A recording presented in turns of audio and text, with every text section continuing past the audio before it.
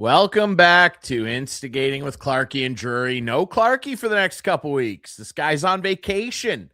Needed a break from me. So we decided we'd bring in our good buddy Steve Sabourin. And Steve's here for a very good reason. Now, listen, we're going to talk about a lot of stuff today, okay? We're going to address what went on between Team Canada's women and the United States. Obviously, a disappointing day for Canadian hockey fans, all right? We're going to dig into that. And we're going to talk a little bit about the ongoing men's Olympic tournament. We're going to touch on all that stuff.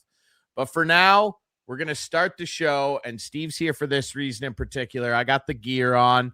Mr. Sabourin made it official last week that this will be the final season of OHA hockey on CKNX after 21 seasons. Mr. Sabourin, you've been there right from the beginning on CKNX Jr Hockey. And obviously, Scott Pettigrew got it off the ground back in the day. And what a ride it's been. You put an open letter out on the CKNX website. You can see that if you go to the CKNX AIM 920 site and go to features and click on OHA hockey, you can read the letter. What a ride, man. What kind of brought this decision on after 21 seasons? Well, first of all, great gear. Love the hat. Yeah, it's one of those things where life changes. And, it's you look at the dynamics of how it all started 21 years ago and where it's going. And I think there's still opportunity there. It just will be an opportunity without me in the process.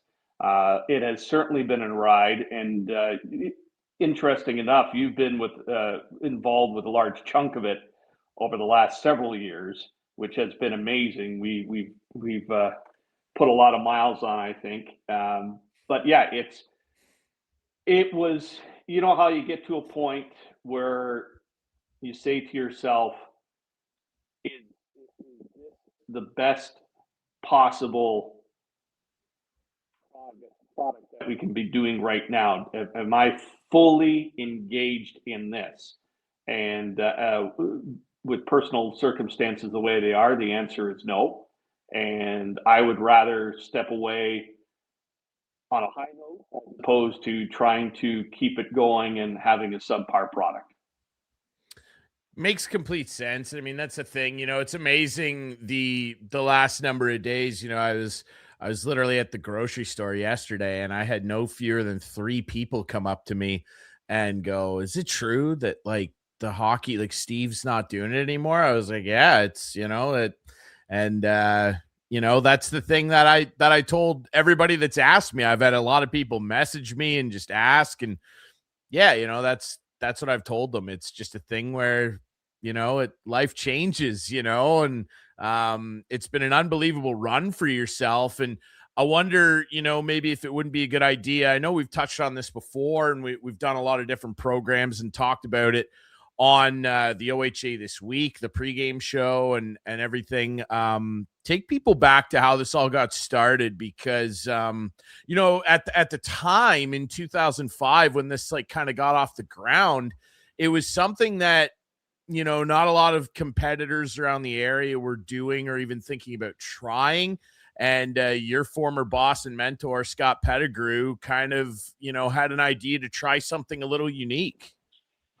Yeah, and it really started in the spring of '04 when the Wingham Ironmen made their way up until the Schmaltz Cup finals and played Grimsby.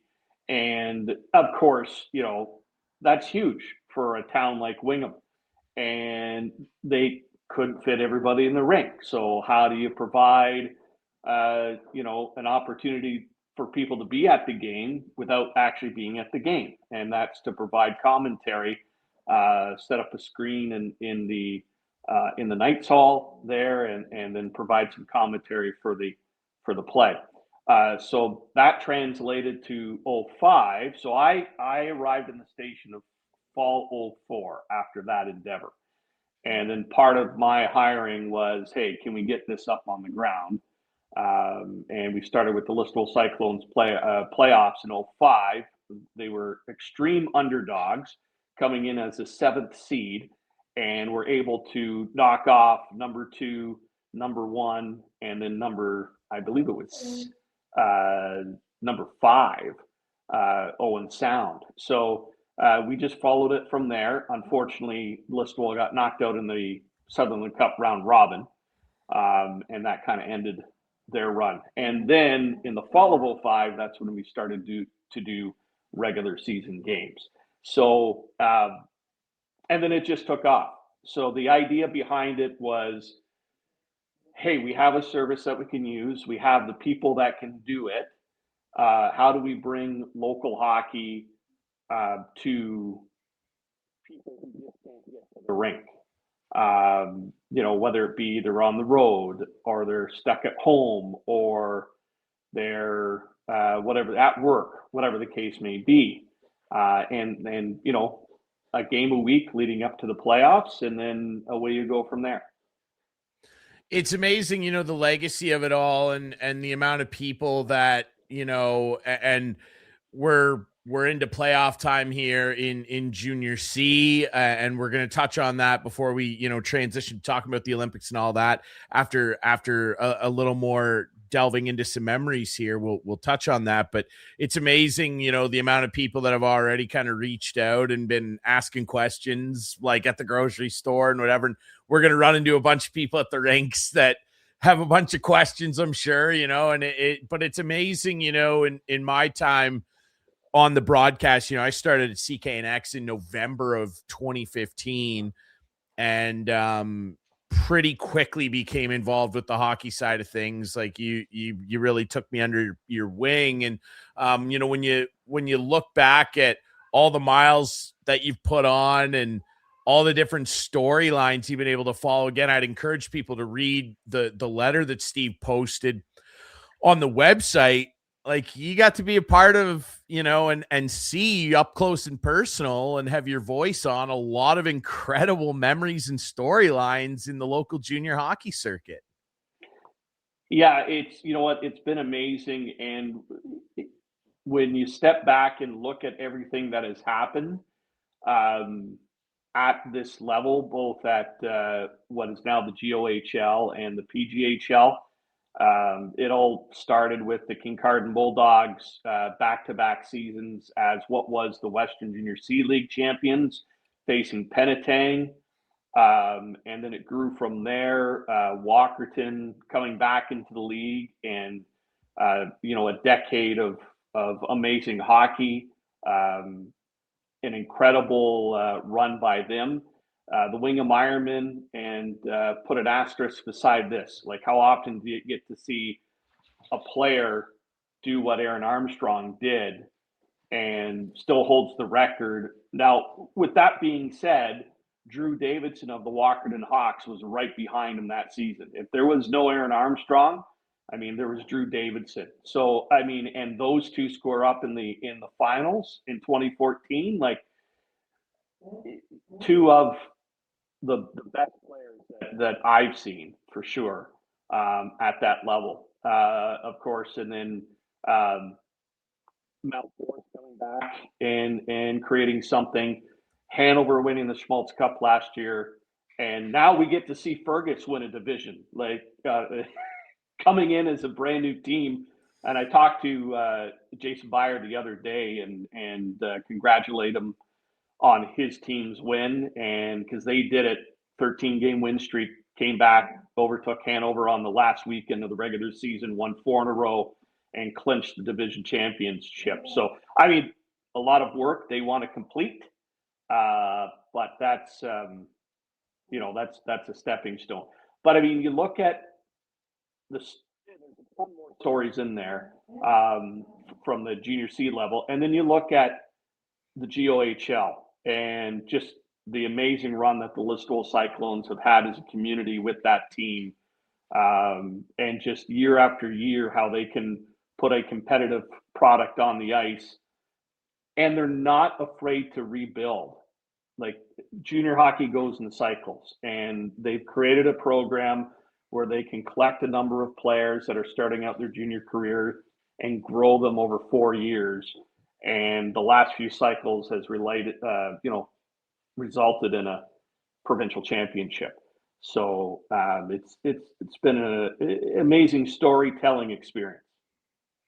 It really has. And, I think for a lot of people, not only being able to kind of catch the games and, hear their family members' names being said on the radio in a competitive environment, and the amount of people like every spring, especially when playoffs kick off, and you're mixing in away fans that whose teams that we don't cover throughout the season. Then all of a sudden you're in the playoffs against the Aurelias of the world and Penetang and Alliston, all the run-ins with Alliston over the years, and Fort Erie. Like, go down the list of teams that we've been able to see and experience.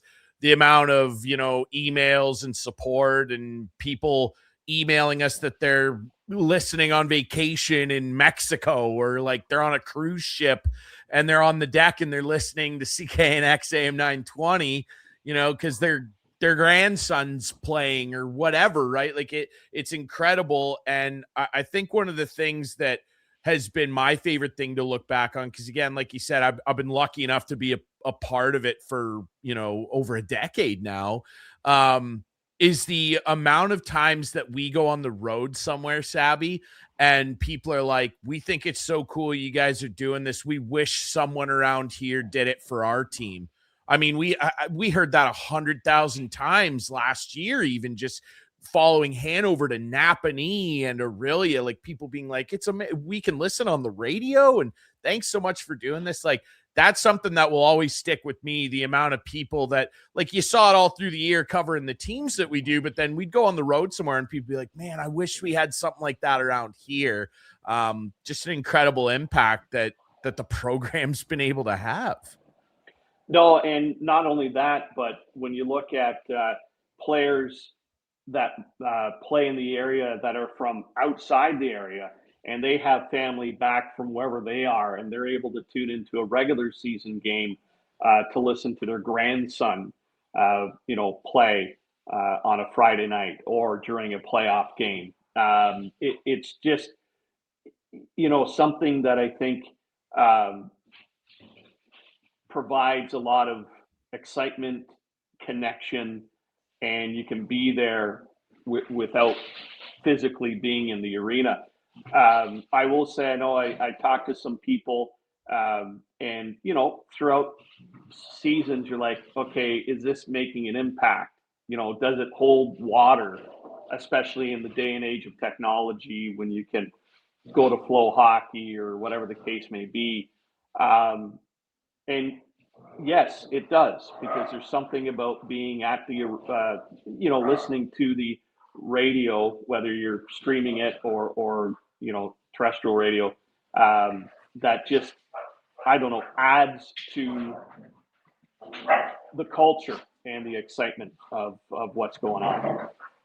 100%. And I think that that's true of a lot of what we've taken in as sports fans. Like radio, it's just, no matter what the delivery method is technology wise, it's always going to be a part of sports. It's one unique thing about live sports, is like, you need to be able to have that type of avenue to at least be able to hear what's going on. And I'm floored by the amount of times that we've had people come up to us and thank us for doing it. And you mentioned all the guys over the years that like, I think of a guy like Caleb Cameron, who's living down in Georgia now, and he was for many people one of the best, and remains one of the best listable Cyclones of all time. And Holden Lansing ended up breaking his scoring record, but even him, like, he'll message me sometimes still and be like, I was listening to you guys, Cyclones are in the playoffs. And I know he was tuned in during the most recent Sutherland Cup run. And like, the players, I think, are at the heart of this. Like, we wanted to make it, and I know when you and Scott started it, wanted to make it a great product that reflected well on the players and their accomplishments on the ice, because ultimately that's what we're there to cover. And it's amazing the amount of guys that I still run into, around all the time that message us and are like, hey, I'm listening, and it's great to hear the team's doing well. And like, that's an incredible thing to have been a part of so many of those young men's stories.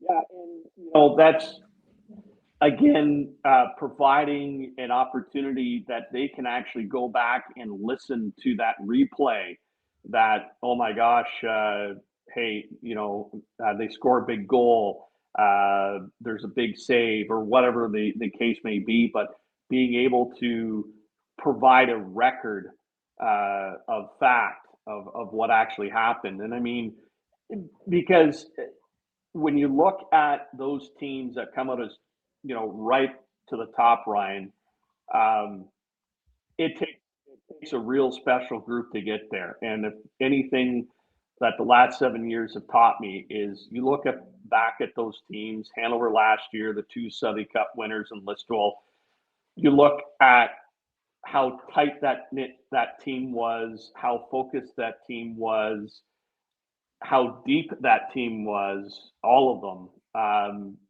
It's a pretty special accomplishment that, of course, doesn't happen all the time for people. So it's nice to have that look back, that kind of reliving the experience, and like as you know too, those teams stick together through the years and reminisce and talk about it, and it's nice to have something from an audio standpoint that provides a, hey, let's go listen back to this, remember when. Yeah, and it's cool to have been able to put a lot of that stuff together. Like, I still think back to, some of my favorite times. I mean, covering all the teams and all the players has been a pleasure. Like, we've been able to be along for the ride for a lot of incredible young men's careers when we look back on it and consider all the different guys we've been able to see in the coaches too, and like all the teams have been first class, to deal with over the years too. And it's amazing, like thinking back on like, that first Listowel Sutherland Cup team and, the little audio project we were able to kind of put together for those guys. And like, I can't not see Caleb Warren, who was such a heartbeat of that team, and him not bring that up. Like, he's like, I watch it like once a month. I'm like, yeah, you should watch it once a month. It was an amazing accomplishment for easily one of the smallest, if not the smallest centers in the GOHL to accomplish something like that. And then they did it again in 23-24, and the Hanover run last year and all those great Mount Forest teams. And I mean, there's just so many guys that we've been able to cover, and it's just been a really incredible ride to be around for some really, I don't think it's hyperbolic to say historically significant moments in our area. Yeah, and to expand on that, the people and the players that we met outside of this the local area too. Yeah. When you look at, you meet the Darren Shannons of the world, through Alliston. You met some neat teams through the GOHL, and some great hockey minds, some great players. Um, Played for Kitchener, got a season of him. And there's a number of other players that have gone through the GOHL that we had we're lucky to talk about. And at the end of the day, it's a story about community. It's a story about the people who work together to create a winning atmosphere, and to see the younger kids who are at the rink and pumping fists with the players, asking for a signature here or there, but providing kids an opportunity to see what there is down the road. Because let's face it, not all of us can get to a pro level game all the time. These games are very accessible. You can get to the rink every Friday, Saturday night, Sunday afternoon, whatever, and enjoy. And the game itself, Ryan, has improved so much over 21 years. Like, you look at the way it's played, the ability of the players. Teams, I would argue now, are much better. You just see some of the skill set, and it's amazing to watch. So The unfortunate thing is we did lose a year under COVID, and there are some guys that didn't get to play their last overage year in that segment of history. But overall, it's been quite the enjoyment to see. The other thing I will say too is anybody who is out there looking to travel, whether it be provincially, nationally, or internationally, doesn't mean you have to call pro sports to get there. There's other avenues to do what you want to do, and still get, I think, a lot of gratification and a lot of gratification of sharing those stories.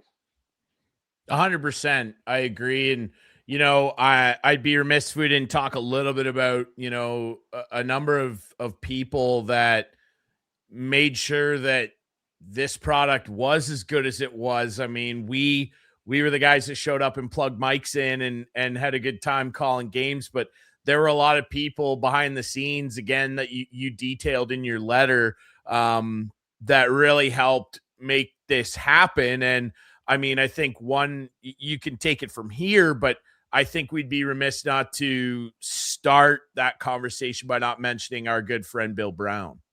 Yeah. And Bill was integral, of course, being in the sales department to bring on partners to help this program. I mean, he was a passionate hockey guy, coach, GM. He through the years, was a member of a lot of organizations. He also helped us out on the broadcast. He was definitely a character and provided a lot of hockey knowledge for sure, and knew a lot of people. And him and his good friendship with Louis Livingston, of course, was always, if you saw Bill at the rink, Louis wasn't far behind, and vice versa. But him and Scott paired up and created the 1-2 punch that kicked off this whole thing. And I mean, nobody does anything alone. I don't care how good you are, you don't do it alone. And there's been a plethora of people in not only in CKNX but around the hockey world that helped this product tick. That includes Scott Bridge, who took over for Pettigrew after Scott left. Bridgie stepped in for several years. Of course, Johnny K, currently on, in and out of the lineup. Corey Dietz, who coached the Mitchell Hawks, also lended his broadcast expertise. Corey Hamilton. So we've had a number of people step in and help, and the behind-the-scenes people at the station have been amazing. I don't think there's any tears of not doing another playoff run after this year. The mechanics behind the station about knowing if you're going to play a 5, 6, 7 at the last moment certainly throws a wrench into stuff, because there is some planning involved, but those people help keep everything going. Yeah, I mean, you go down the list, like our engineer, Rob Enders, incomparable, just making sure we had the best stuff and really improving our signal too, getting us those mobile internet units, and Tanya Murner, of course, helping out with sales, making sure that we were always well supported and well represented throughout the communities in terms of businesses that wanted to be involved. And, JK and Scotty, who I've, had the pleasure of calling a number of events with too, and just Jeff Irwin, our GM, believing in the product, keeping it going all these years, paying us a lot of money during deep playoff runs too. Like, a lot of support, on top of, the great relationship that we have with all the teams, which I know that they're all, very thankful for. And, we were just thankful to be there. I think too, like, it was such a big part of me getting my career off the ground. Like, I've got a Guelph Storm flag behind me here because I host a podcast for the team, and I've become the voice of that team. And I never would have been able to do that if you hadn't had some belief in me and taken me on as a 20-something nobody fresh out of college and gave me all those reps. Like, I wouldn't have the career I have without OHA hockey. Like, you produced an OHL broadcaster, man. Like, you would have gotten there. But I mean, it definitely helps when you're able to get behind the mic and start telling stories from there. I will say, like, going to the rink is nice to zone out from what's happening in other aspects of our world. It's 2 hours that we can take and just have a lot of fun. I think last year during the Schmaltz Cup run, when we were able to team up with Adam Olivero and do like the full blown radio TV coverage, and just seeing the pictures of there we are missing JK with there we are.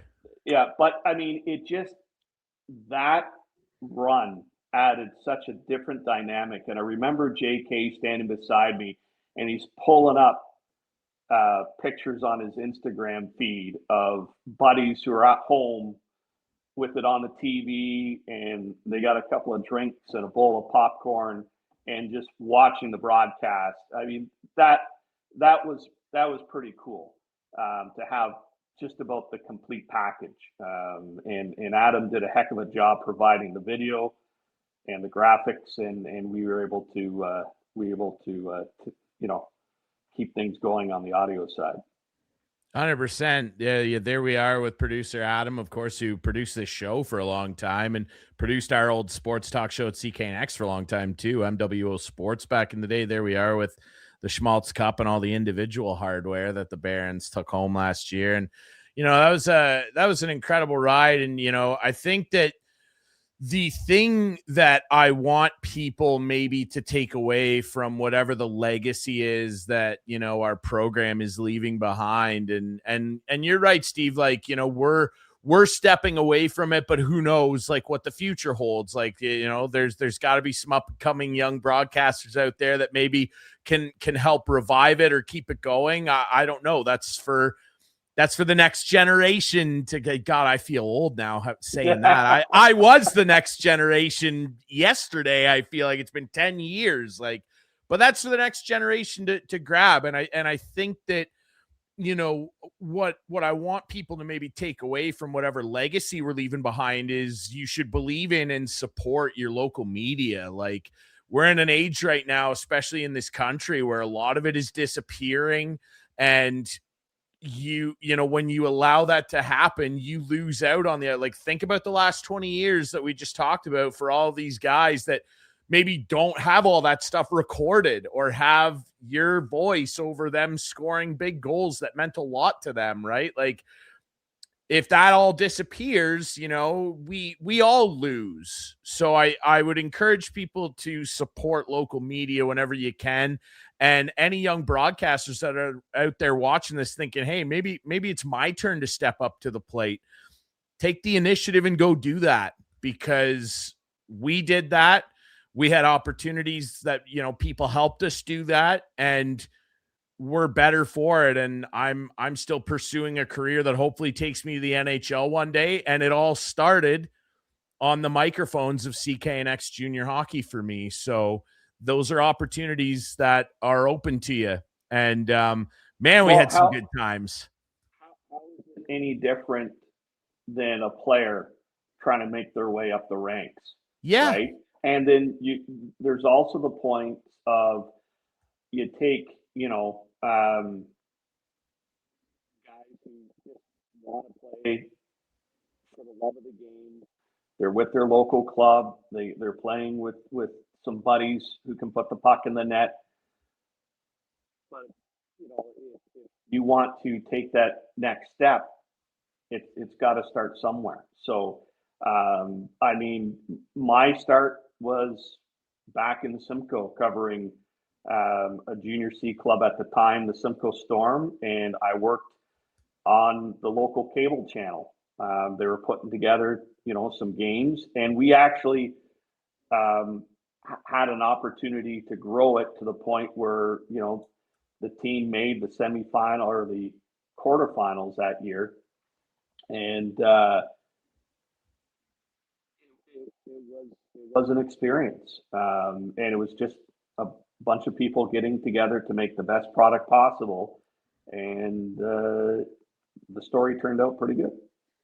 It did turn out pretty good, man. And I'm always going to be thankful for it, because again, it's where it all started for me. And we've been able to work with some great people, and I did want to pull this out too. That's from a couple of seasons ago. There's the boys, Johnny Colias and myself and you in Mount Forest. We spent a lot of time in the Mount Forest rink, in the latter years. That's for sure. The latter half of my time at CKNX Jr Hockey before moving on to the Storm full time, I felt like we were in that Mount Forest rink, all of the time. They had a pretty good run there, and just a lot of great characters, and Bridgie too. Like, just a lot of fun times, a lot of lethal drive-through stops that we put together. There was some which we just can't cover on this show out of one, time, and two, shame. We had some unbelievably fun times, man. Yeah, and it kind of makes you wonder if we could write a short story or a book with several chapters that includes the drive-through, because it was definitely, let's say, a waistband gain between end of February to April. I mean, but isn't that what life is about? The experience that you can create with good people and good opportunity. And I think one of the things that makes it too is everybody comes prepared. I just did a game with Scotty last week in Listowel, and Bridgie, I come up to the table and he's got, half a table of notes with standings and streaks, and Johnny K has his big cardboard box of statistics, and it's just awesome. It really is, and just an incredible time. And before we move on to start, unfortunately, talking about some Olympics, I mean, Canada overall has kicked it into another gear. We've piled up some golds now, which is nice, but we're unfortunately going to have to talk about, it's Thursday, February 19th, what happened between the Canadian and U.S. women's hockey teams. But before we do that, the adventure's not over yet. Like I mentioned, Junior C playoffs kicking into gear this coming weekend, and we're going to be covering a bunch of games coming up. You and I are going to be in Mitchell on Tuesday, covering that series. There's a bunch of hockey still left before we hang up the mics. Yeah, and want to make a point to have every team in the Pollock division on air at least once. So that's why we flooded next week with games. So on Tuesday, February 24th, we'll be in Mitchell, Mount Forest, and the Hawks at 8:30. Thursday, we'll be in Walkerton, Bulldogs and Capitals at 8:30. And then Friday, the 27th, in Wingham for the Hanover Barons and Ironmen at 8 o'clock. So that will get, and of course, Fergus has a bye in the first round. So we'll catch up with the Whalers coming up in the next couple of weeks in the second round. For Listowel, as of now, we have 2 games left. February 20th versus Komoka, and Friday, March the 6th, wrapping up the regular season schedule versus St. Thomas. So that's going to end the Listowel run more than likely. They're really behind the 8 ball. Mathematically, I believe they're still in, but that may wrap up the Listowel Cyclones tenure. So we'll have some final thoughts on March the 6th. And with the PGHL, of course, will follow the Pollock division as far as they can go through March and April here. Going to be exciting stuff. And again, you can catch all of that on CKNX AM 920 and CKNX.ca. As always, as you've been able to do over the last 2+ decades. Incredible stuff, man. What a ride it's been. What a ride it was for the Canadian Olympic team. And unfortunately, the United States getting their third gold medal at the Olympics, of course, adding to the inaugural women's tournament in 98 that they won in Nagano, and of course 2018 in Pyongyang. And now they can add 2026 Milano Cortina to it. There's Megan Keller, the Michigan native, sliding it past a heroic Henri Desbiens in 3-on-3 overtime. Just an all-time move to beat Thompson and get in there on Desbiens. That'll be played on highlight reels in the United States for the rest of the time. Congrats to the Americans. It sucks. Like, it's a bummer. But, what an impressive turnaround for this Canadian team that, yeah, they were banged up. And Marie-Philippe Poulin, I'm sure we'll get word eventually on, just how severe her issues were, but no excuses. I do believe the better team won here, and the Canadians, we got some work to do in terms of what we do to bounce back from this, and I'm confident we will. But just an incredible game considering in that round robin game, Steve, 5-0 beat down from the States, and Canada had the lead for a good majority of this game, scoreless first, get a beautiful shorthanded effort from Kristen O'Neill, and it's 1-0 until about 2:20 left in the third, and there's Hill Dog. I mean, the legend herself, Hilary Knight, tipping it home, capped off by Keller's OT winner. Canada had that late power play too, that they couldn't capitalize on. I'm sure they'll look back on that, and that'll haunt them a little bit. They got one shot. They had your thoughts on it? Yeah, they had opportunities, Ryan. They had loads. Marie-Philippe Poulin was in the slot and just shanked it high over the net. In overtime. The end of the game there. So Laura Stacey, the U.S. was the favorite team. And really, when you look at what the Canadians' strategy was, they kept, for the most part, the U.S. all the way outside. High danger chances did not come early for the Americans. Canada did a good job defensively and tried to drive their offense off the defense. I thought the Canadians, as the game went on, started to hold on the puck a little too much. Not as sharp with their passing as compared to the Americans. The Americans seemed to move the puck much quicker.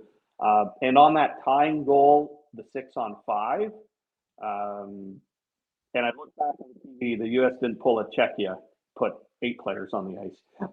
But on that face-off, there was an opportunity for the Canadian winger to clear the puck, and they just fanned on the attempt, and the Americans got possession. You clear that puck, better chance Who to knows? keep everything out. Who knows what happens? But, you can point to a number of spots during the game where it could have tipped the balance. But Desbiens, to me, was the MVP of Canada for this game. The stops she made, especially near the end, were amazing. And, what do you do? Yes, Canada had experience, but the U.S. had speed, and they just were the better team throughout the tournament. Yeah, they were. And you got to give props. You got to tip your hat to them. Aaron Frankel was ridiculous. Both goaltenders were just spectacular. I felt crushed for Henri Desbiens. She should be on the $20 bill after doing that. That was outrageous what she did. Aaron Frankel was fantastic.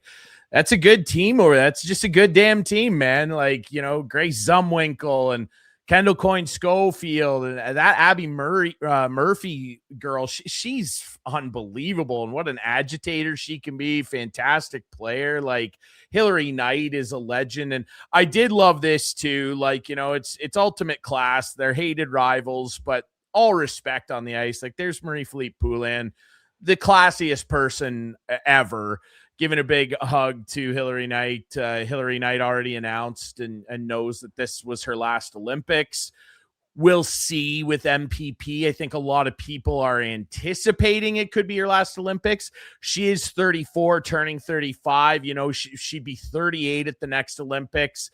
Sid Crosby's 38. He's playing. I don't know. and she's going to be mum on that for probably at least a year or two before she decides whether or not maybe this was her last Olympics. You'd like to see her go out with a different result, but amazing for Hillary Knight, who's just been, you're looking at, arguably the two most talented and significant players in women's hockey history, built on the backs of legacies of Haley Wickenheiser and, go down the list.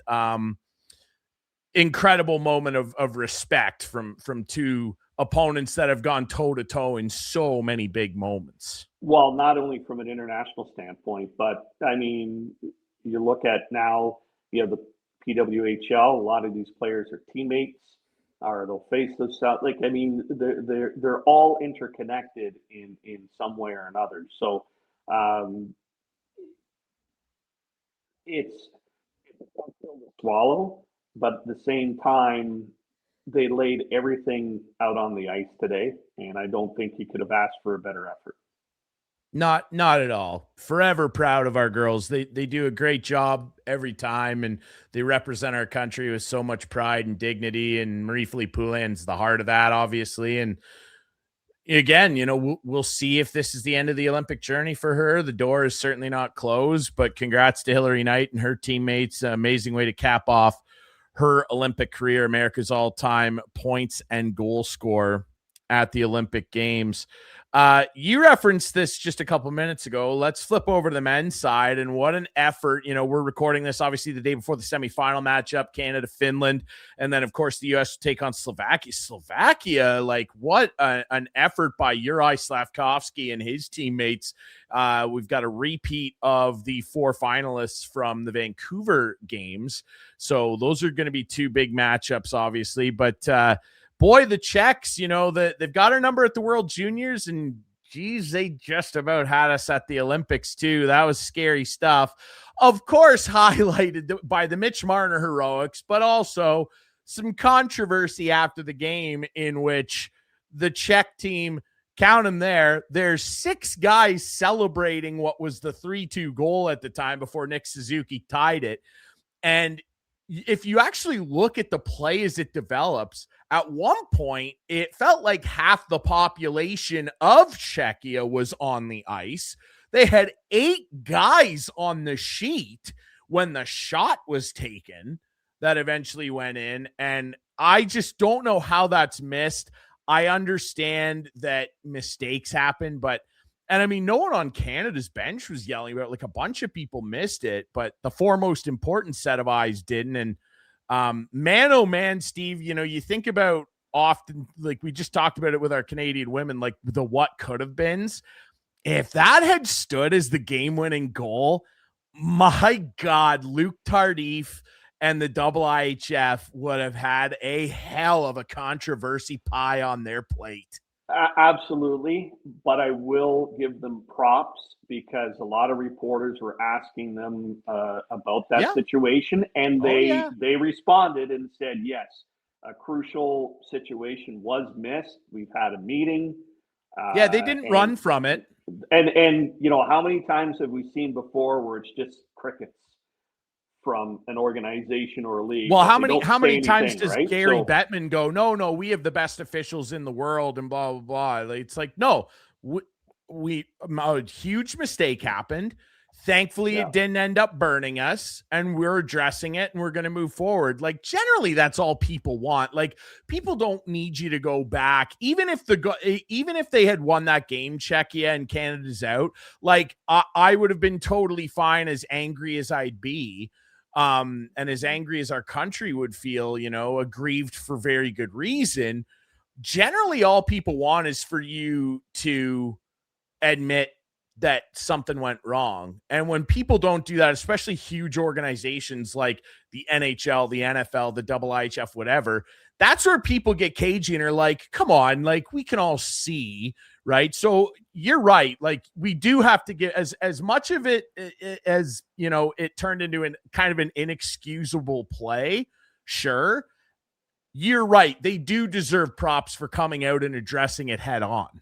But don't you find it interesting that at that particular moment, when the shot was blocked and it sprung Czechia out of the zone, that the benches, any player, any official, any media called about too many men being on the ice.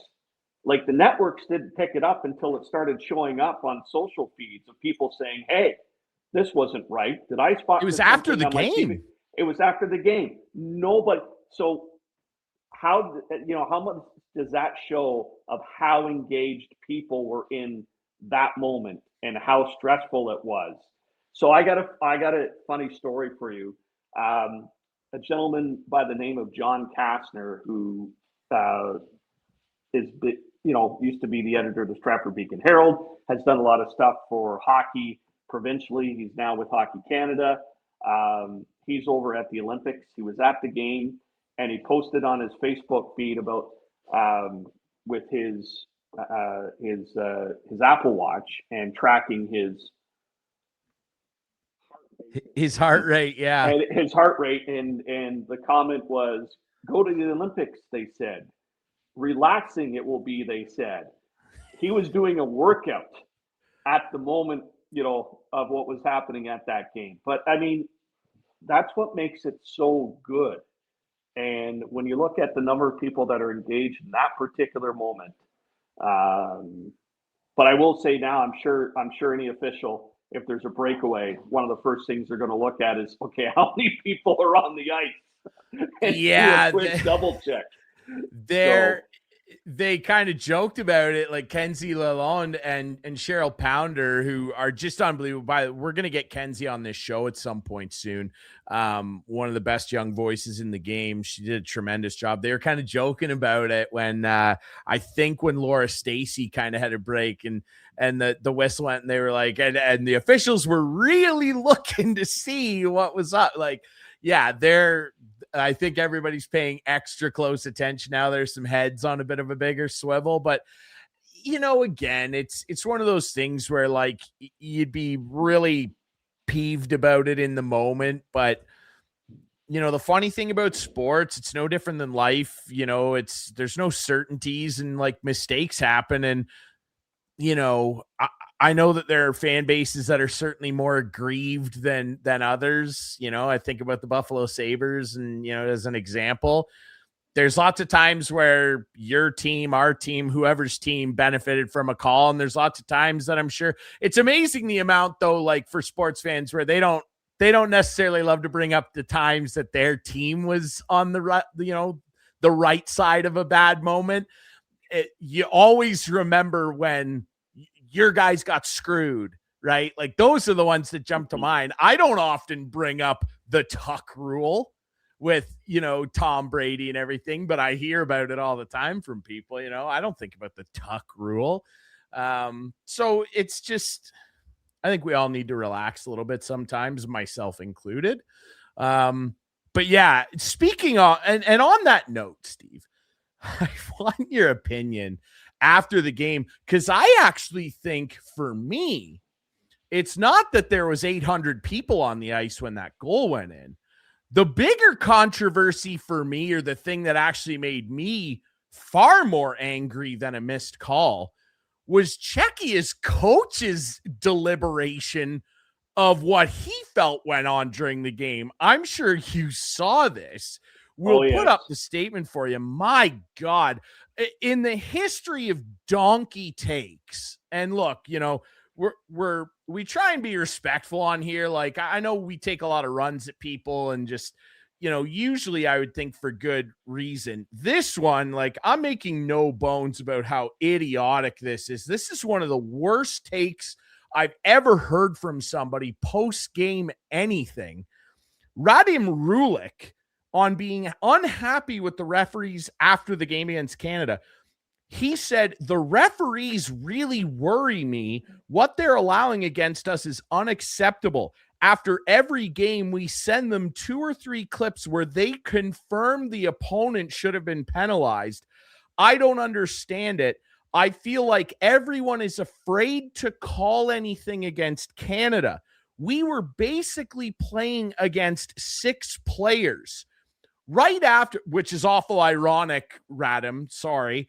Right after that, though, he says that, and then he goes, I don't want to make excuses. Sorry. Oh, and then he also said, the video backs me up. They didn't want to give us another power play because they were afraid that Pasta would score again, David Pasternak, who scored on a power play that. And I just look at that, and that's where I would love to get into a back and forth with this gentleman. What about the brutal missed interference on Crosby in the second prior to Radko Gudas laying a goon hit on him that ultimately hurt Crosby? You had 800 people on the ice.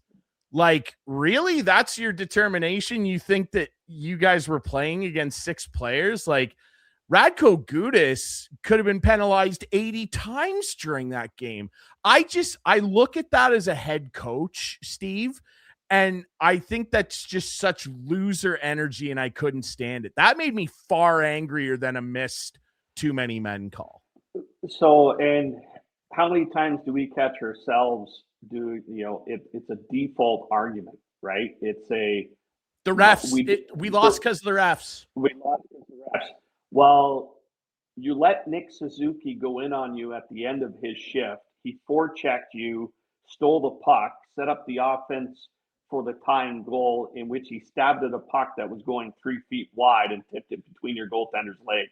Like, it took an unbelievable play to tie that game up. Then it took an unbelievable backhand by Marner to put it in the only spot that it'd get by and go into the back of the net. He went through 3 players, Steve. Yeah. So, I mean, to me, I think that statement lessens the effort that your team put forward. Yes. You know what I mean? It's like, it wasn't our guys laid it all out on the ice. They poured their heart out, and the other team made a spectacular play that won them the game in overtime. So I don't know why you would. And again, it makes it that much worse when you get the go-ahead goal and you clearly had an infraction that they missed. So, I mean, it's sour grapes. And do you think the Canadian coach today after the women's game is going to go to the stand and say, there were 3 hooking calls on rushes of ours that weren't called and this and that? No, I mean I think we would all be disappointed if Troy Ryan did that.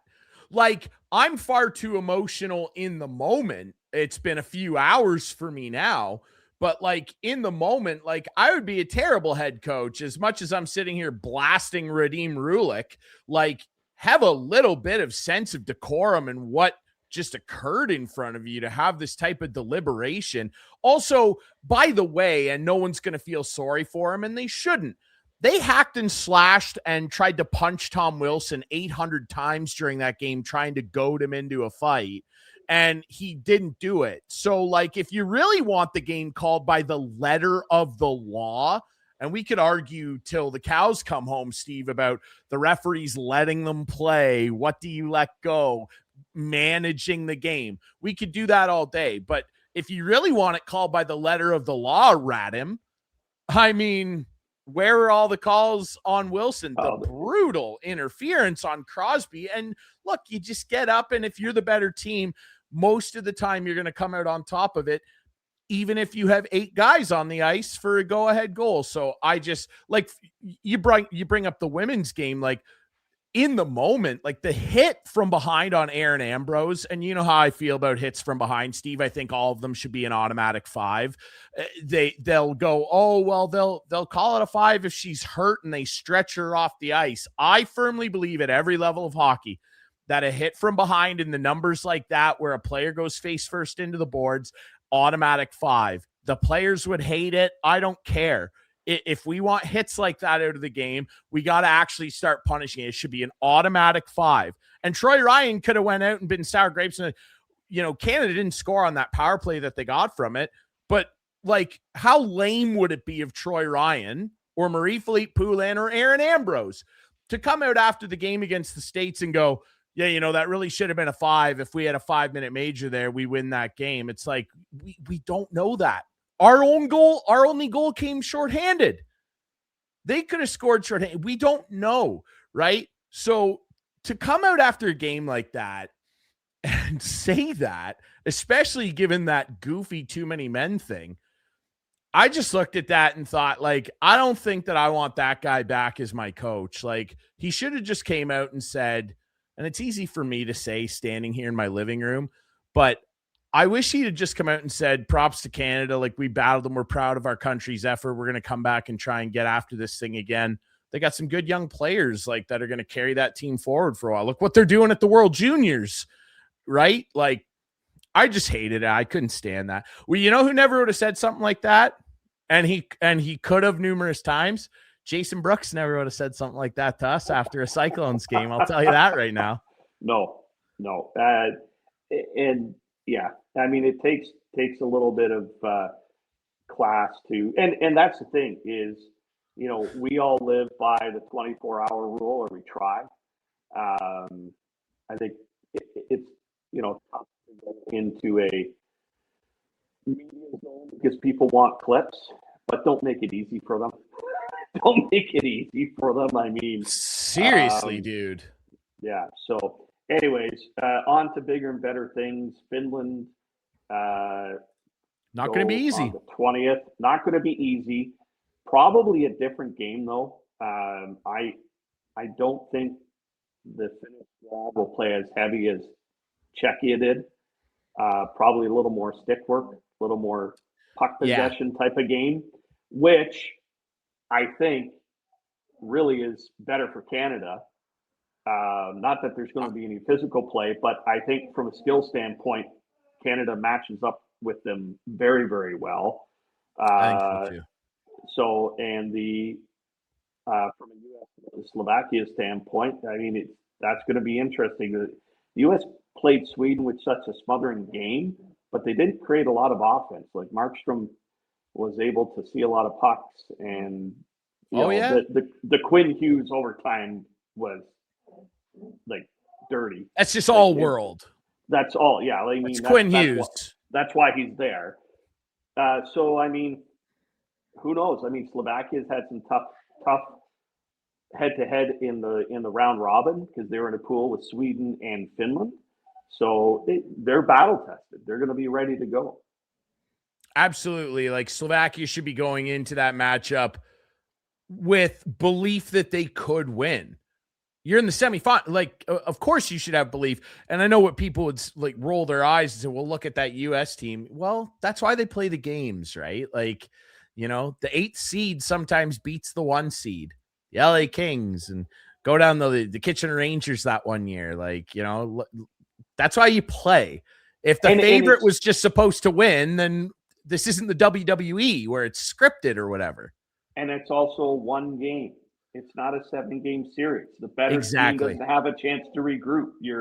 I mean, it's you run into a hot goaltender that limits you to 1 goal, and they score 2, you're done. So it'll be entertaining. I'm sticking with the favorites, Canada, U.S. I think we're on a collision course. And it's not that those two teams are looking ahead. I think it's that big win over Czechia for Canada. I think has refocused them, and they'll be ready to go. My prediction: Crosby out tomorrow, but we'll be in the gold medal lineup as long as nothing is super egregious with his injury. We're hoping so. Yeah, and there was some talk, I think, about lines today that I was listening to. What do you think of that McKinnon, McDavid, Celebrini line? You got to keep those guys together.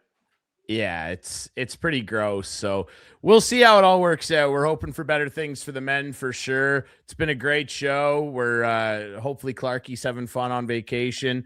Hope everybody enjoys the rest of the Olympics, and we'll be back next week here on Instigating with Clarkie and Drury. Remember, you can find the show on all your favorite podcast apps, Rogers TV, YouTube, and be sure to follow us online at Instigating Pod. We'll see you next week.